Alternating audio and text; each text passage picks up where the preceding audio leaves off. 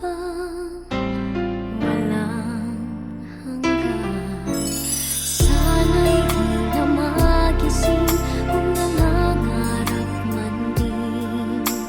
Kung ang buhay na makulay ang tatahakin. Minsan ay madarapa, minsan din ay luluha. Di ka na maninindig, pagkat sa buhay mo ay may nagmamahal pa rin.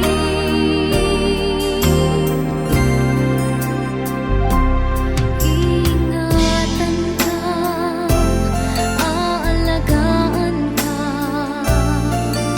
Sa puso ko ikaw ang pag-asa. Sa ating mundo ay gagabay sa'yo. Ang alay ko'y itong pagmamahal ko. May nagmamahal, aakay sa'yo. Aking inay, ikaw ang nagbigay ng buhay ko. Buhay na kay ganda, pangarap ko na makamtan ko na.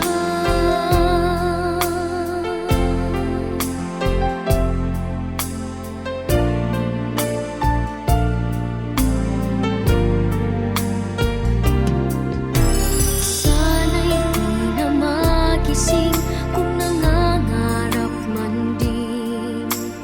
Kung ang buhay na makulay ang tatahakin. Minsan ay madarapa, minsan din ay luluha. Di ka na maninindig, pagkat sa buhay mo ay may nagmamahal pa rin.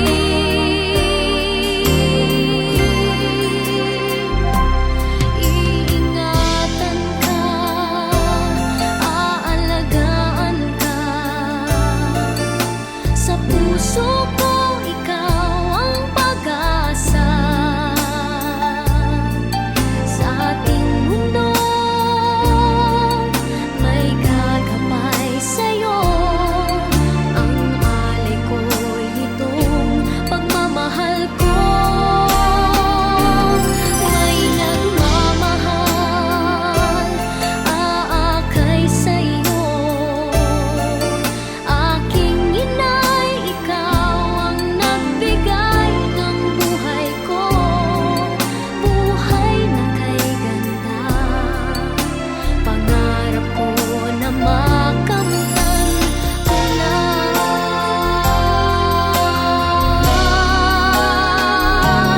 Iingatan ka, aalagaan ka. Sa puso ko ikaw ang pag-asa. Of God. In the name of the Father, and of the Son, and of the Holy Spirit. The Lord be with you. Mga kapatid, sa umagang ito, sa mga oras na ito, pag-isahin po natin ang ating mga panalangin para kay Joy. Maraming Joy. Nawa po, buksan ng Panginoon ang kanyang kaharian para sa kanya. At ang po ang kanyang mga nagawang pagkukulang, pagkakasala nung siya pa ay buhay. Naway ipagkaloob sa kanya ng Panginoon ang biyaya ng habang kakatawaran nang sa galing matulungan siya upang lumago ang kanyang pagpunta, ang kanyang ugnayan sa Panginoon sa kanyang kaharian. Mga kapatid, as we prepare to celebrate the mystery of Christ's love, let us acknowledge our failures and ask the Lord for what I have failed to do, through my fault, through my most grievous fault. Therefore I ask the Blessed Mary, ever Virgin, all the angels and saints, and you, my brothers and sisters, to pray for me to the Lord our God. Christ have mercy. Lord have mercy. Let us pray. Manalangin tayo. Ang aming makapangyarihan, ikaw ay maawain at mapagpatawad kailanman. Kami lumulog para kay Joy na iyong tinawag upang iyong makapili. Mapundaan sa kanyang pag-asa at pananampalataya, maihatid nawa siya sa kanyang talagang bayan at magkamit ng ligayang pangmagpakailanman. Sa pamamagitan ni Jesucristo kasama ng Espiritu Santo, magpakasawala hanggan. Amen. Magsiyo po ang lahat. Sagot nito, sana ang sinabi ko ay may talat ay sulat, at ito ay pagawang isang buong aklat. Ang sagot ko'y may ulit ito mga salita ko, upang sa habang tanahoy mabasa ng mga tao. Alam ko, di natutulog ang aking kalabagtas, na sa aking nagkakagol para kayo noong wakas. Pagkatapos na maluray itong aking buong balat, ang Diyos ko'y mamamalas kahit naman ay maagnas. Sana'y aking mamamasdan at baka ang makikita ng sariling mga mata ng isip ng mga iba. Ang salita ng Diyos, ang sanggol ang magdan. Tingin mo doon ang aking dalangin, mapagkat ako din, kaya ako'y tingin. Itong iyong lingkod, huwag mo nang subukin, bakit mo lang lahat kami ay salarin. Ang Lord ang aking mahal, at dalangin ko ay pakinggan. Araw na lumipas, aking nangulitat, at naalala ang iyong ginawa. Sa aking isipay, tumuhig na bigla, ako'y dumadaming na taas ang kamay, tuyong lupa ang hiwa mong ihaw. Panginoon, ang aking mahal, at dalangin ko ay pakinggan. Wala ng lahat ang aking pag-asa, kaya naman poon, ako'y pinipili mo na. Ako ay umasa sa iyo ng tiwala, na kung umiulat ang bagay kasama ang kanyang anak. Sino ang maghaharap ng saklan laban sa mga hinirang ng Diyos? Pero ang Diyos ang nagpapawalang sala sa kanila. Sino nga ang mahabol ng kawasahan? Si Kristo Jesus ba nasa kanyang Diyos? Siya pa nga ang namatay at muling binuhay, at kayo'y lumamagitan para sa atin. Sino ang makapaghiwalay sa atin sa pagmamahal ni Kristo? Ang paghihirap ba? Ang kahinuhian? Ang pag-uusig? Ang nanatilihan ko ang kamatayan? Ang buhay? Ang mga anghel? Ang mga pamunuan? Ang mga bagay sa kasalukuyan? Ang mga bagay na darating? Ang mga kapangyarihan? Ang kataasan? Ang kalaliman? O ang ating nang nilalang ay hindi magpagpipili?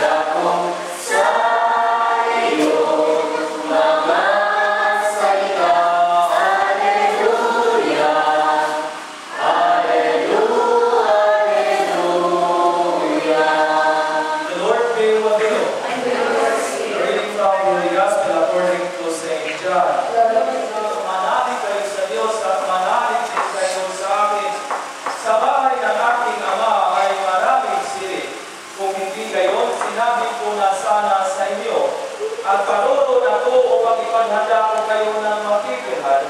Kapag naruroon na ako at ipaghanda na kayo ng matitirahan, babalik ako at isasama kayo sa kinaruroonan ko. At alam na ninyo ang daan patungo sa pupuntahan ko. Sinabi sa kanya ni Tomas, Panginoon, hindi ko namin alam kung saan kayo pupunta. Paano namin malalaman ang daan? Sumagot si Jesus, ako ang daan, ang katotohanan, ang buhay.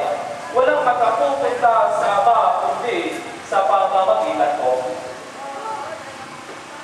Mga kapatid, the Gospel of the Lord. Praise to the Lord Jesus Christ. Magsiupo muna sa atin. Pasalamatan natin ang Diyos na pinanggang niya sa atin si Joy, na naging isang butihing anak, na naging isang butihing kaibigan, na naging isang butihing ina, na naging isang butihing mga pag-asa para po kay Joy.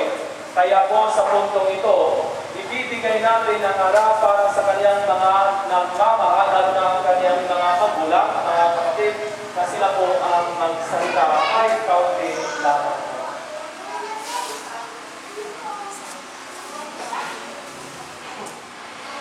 Isa po na nakakasakit, kalungkot, at masayang umaga sa inyo.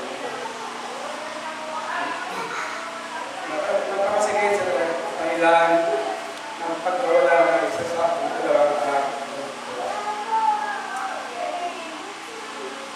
Masaya dahil alam ko piling niya ang ating pagkakala. Masaya rin dahil nasulit kayo sa loob ng ating kapilya sa panalangin ng ating mahal pagkakala. Father,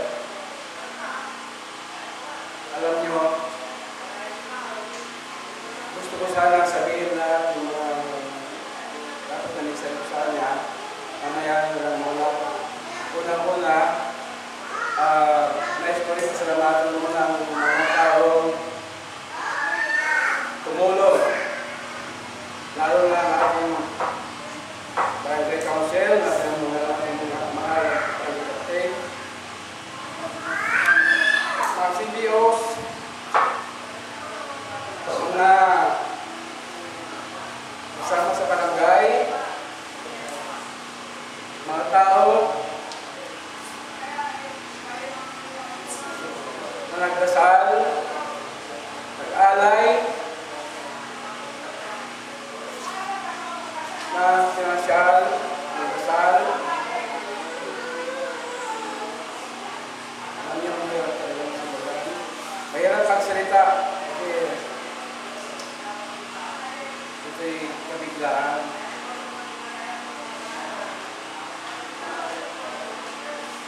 Maraming ito rin si Mr. and Miss Antonio Romano, siya rin provide ng kuryente dahil sa wala tayo ng video.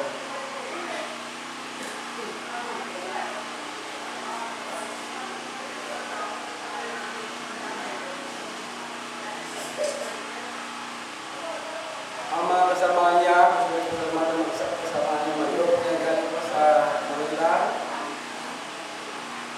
Mga sa taon na grupong Bukok.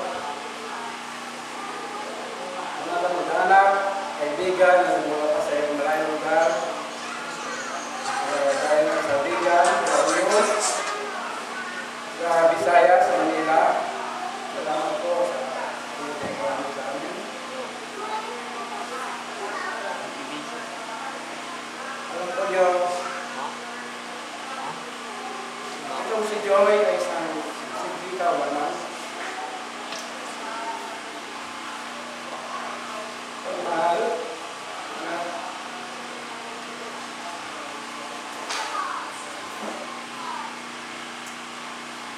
maraming alaala din sa amin. Lalo na kumuling araw, kahit na wala pa ng sakit, pwede nagtataka. Marami siyang iwan, hindi na ito panigayin mga premonition. Pero hindi pinakaliwan. Wala pa siyang sakit. Ayaw ko lang ninyo kung maniwala kayo sa mga pangsayan ng premonition na nangyari. Ang sa namin, nabili din namin dalawa sa Manila pa, biglang bumagsak. Wala pa siyang sakit noon. Nagtatamara ko kung kakaroon ko kontrahin. Bumagsak, nabasag. Nung malapit ang birthday na aking asawa, April 7, bago pa man dumating ang araw na yun, ay nagplano itong magkapatid, dalawang anak, na i-celebrate ang birthday niya dito sa bahay. Yun pala yung araw na yun, meron siyang naramdaman, hindi niya sinasabi sa amin. Pero tingin na ulo niya. Sabi niya sa akin, hindi meron niya akong migraine. Bigyan pumunta sa bayan, hindi nila ng doktor. Kaya bumuli ko pumunta sa bayan.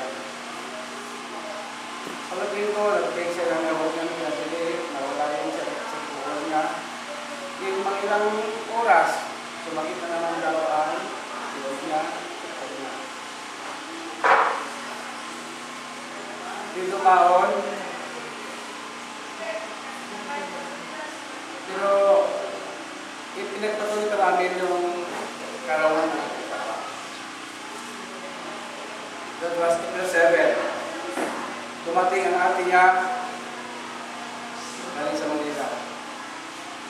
Noong araw na yun, sila pa ng dalawa pumunta sa bayan para mamili ng biyanda sa pagpunta. Tapos na magluto, yun, makaramdam naman siya ng sakit ng ulo. Pero masaya siya. Habang nagkakasayahan sa bahay, dahil nahiram namin at nahiram ni aming mahal na kapatid, ang videoke. Magkanta sila. Pati ako, binati niya ng happy birthday address. Sabi ko, ba't mo ka binabati? Malayo pa naman ang birthday ko. Sabi ko, sabi ko, wala lang. Sige lang.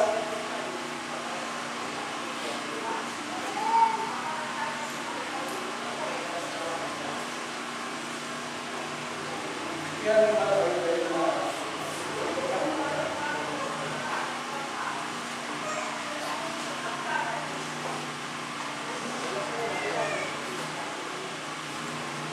after 2 days, yun, naramdaman na niya na kanyang naramdaman. So,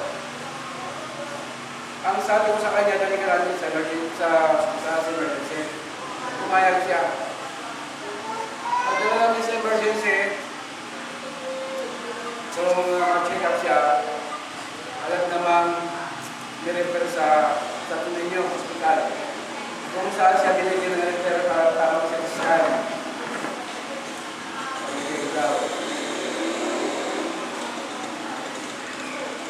Pagkatapos nung ay ano mo na siya,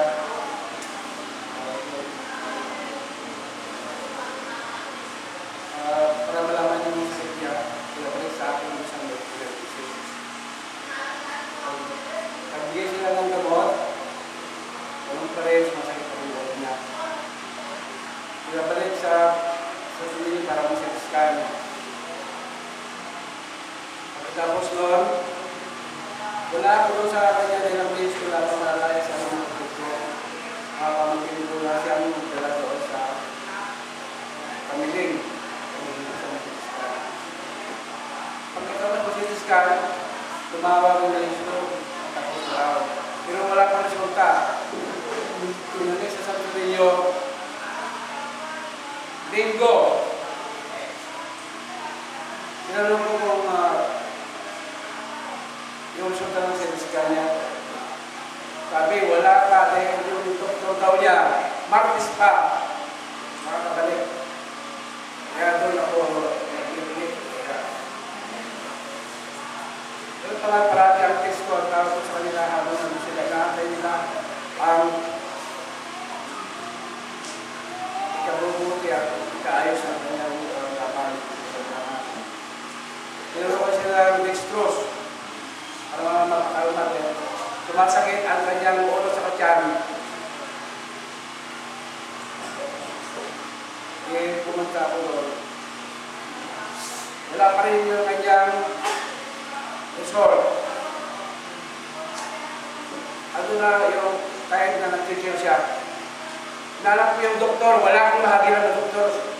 Yung doktor niya na hindi ko sa pinakaala. Martes pa daw, samantalang linggo pa. Ang dumating doon isang doktor, hindi access. Dahil wala siya yung doktor niya. Ginawa yung paraan. Kumalma siya. Then, doon na namin nalaman, nung dumating na isang doktor na hindi kanya nagsinig doktor. Nalaman namin na kaiba-iba na yung kanya salita. Tinanong ko kung anong sakit niya. Typhoid fever. Mayroon pa siya, kahit pa na siya ay hallucinate. Meron siya na isa yung kita. Nagsita naman siya habang matulog sa yung text ko kung saan nakarayan dito sa kanyang mga gamot. kumalma naman, mayas namin siyang kausap at umuwi ako sa bahay. Hindi ako nag-iis pa sa kanya. Kapatid ko, dahil sa kanya. Alas 4 ng hapon,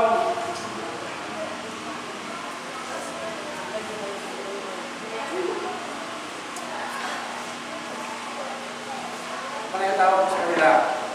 Gusto, okay naman daw. At nakakausap ko rin ang anak ko mismo.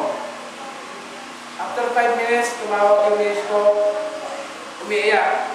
Pinapapunta ko doon. Dahil wala pa tawag ng doktor na nag-chill yung anak ko. Lahat ng paninda niya, pinapag sa bahay at ako nilaladali ko ng hospital. At doon nakita ko talaga walang doktor na tumakinig sa kanya. Yun lang mga nurse. Kaya yung gamot niya sinapak siya.